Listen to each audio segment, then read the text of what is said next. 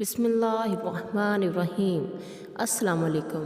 حضرت علی رضی اللہ تعالیٰ عنہ نے فرمایا 3 طریقوں سے پریشانی خوشی میں بدل جاتی ہے۔ نمبر 1، خاموش رہنا۔ خاموش رہنے سے پریشانی کم ہو جاتی ہے۔ نمبر 2، صبر کرنا۔ صبر کرنے سے پریشانی ختم ہو جاتی ہے۔ نمبر 3، شکر کرنا۔ شکر کرنے سے پریشانی خوشی میں بدل جاتی ہے۔ پیارے ساتھیوں، یہ دنیا دکھ اور پریشانیوں کا گھر ہے۔ یہاں ہر انسان کسی نہ کسی پریشانی میں مبتلا ہے۔ حضرت علی کے اس فرمان کی گہرائی میں جائیں تو قربان جاؤں ان کی عقل و دانش اور حکمت و دانائی کے کہ کتنا اچھا فارمولہ ہمیں دے دیا۔ نمبر 1، خاموش رہنا۔ ذرا سوچئے، جب آپ پر کوئی پریشانی آ جاتی ہے تو اگر آپ اس پر شور مچائیں گے، لوگوں کو بتائیں گے، ویلا کریں گے تو کیا حاصل ہوگا؟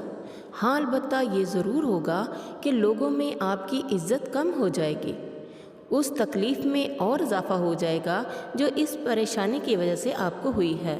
لیکن اگر آپ خاموش ہو جائیں گے تو آپ غور کر سکتے ہیں کہ اس پریشانی کی وجہ کیا ہے، آپ نے ایسا کیا غلط کیا جس کی وجہ سے یہ پریشانی آئی ہے، اور آپ یقیناً آئندہ وہ غلطی نہیں دہرائیں گے۔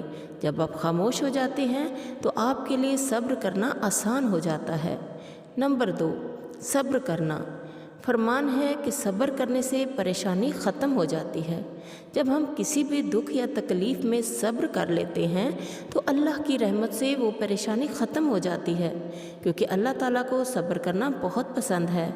اللہ تعالیٰ اس بات سے بہت خوش ہوتا ہے کہ میرا بندہ میری رضا میں راضی ہے۔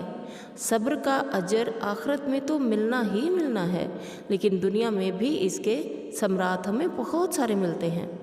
نمبر 3، شکر کرنا۔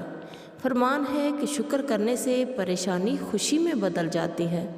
جب بھی کوئی مسلمان کسی بھی پریشانی پر صبر کرنے کے بعد کہتا ہے کہ یا اللہ تیرا شکر ہے کہ تو نے اس سے بڑی پریشانی نہیں دی، تو اللہ تعالیٰ کو یہ ادا اتنی پسند آتی ہے کہ یہ پریشانی ختم کر کے اس کے بدلے میں کوئی بہت بڑی خوشی عطا فرماتے ہیں۔ پیارے ساتھیوں، کتنے اچھے طریقے ہیں، پریشانی بھی ختم ہو جاتی ہے، اجر بھی ملتا ہے۔ سبحان اللہ، یہی ہمارے دین اسلام کی خوبصورتی ہے۔ آخر میں دعا ہے کہ اللہ تعالیٰ آپ کو ہمیشہ خوشیوں سے آپ کے دامن بھرتا رہے۔ اپنی دعاؤں میں یاد رکھیے گا۔ اللہ حافظ۔